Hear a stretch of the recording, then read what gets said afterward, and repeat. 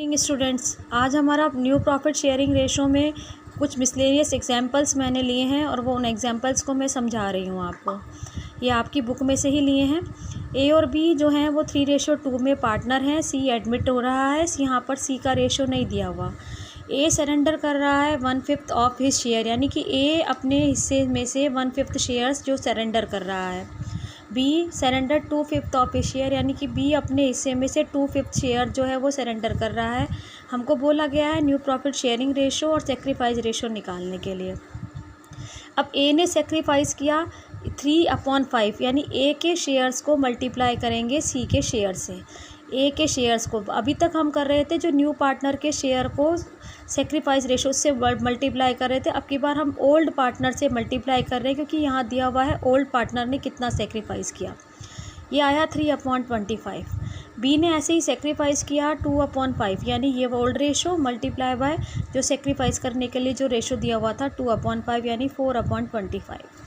New profit sharing ratio निकालने के लिए old ratio minus sacrifice ratio, तो ओल्ड रेशो था 3/5 माइनस 3/25 और आंसर आ गया 12/25। ऐसे बी का न्यू प्रॉफिट शेयरिंग रेशो निकाला 2/5 माइनस 4/25 और आंसर आ गया 6/25। और सी का जैसे मैंने आपको सिखाया है 12 and 6 is 18 और 25 में से 18, ये 25 था, इसमें से इन दोनों को प्लस करके मैंने लेस कर दिया। आंसर आ गया 12, 6, 7। मैंने आपको पहले भी बताया जो मल्टीप्लाई करने पर नंबर आए ये सेक्रीफाइस रेशो होता है, इसीलिए 3/25 और 4/25, यानी 3:4 जो होगा वो सेक्रीफाइस रेशो कहलाएगा। इसके बाद मैंने नेक्स्ट एग्जांपल लिया आपकी बुक का।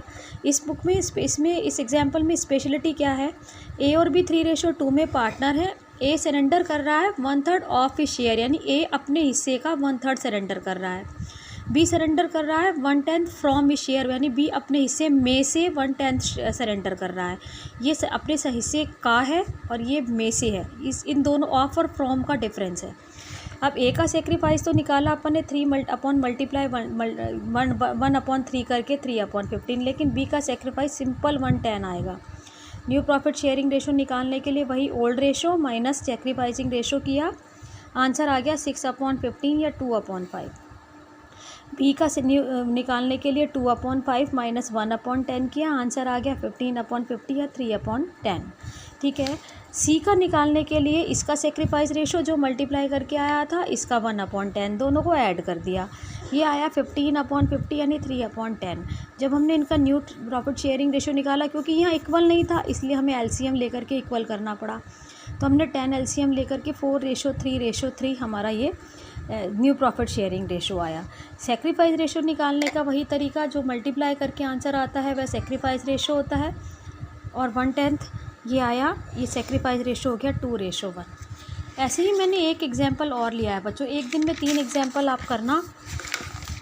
इस एग्जांपल में आपको बोला गया है ए बी सी 3 पार्टनर है 3:2:1 में। डी एडमिट हो रहा है 1/6 पार्ट के लिए।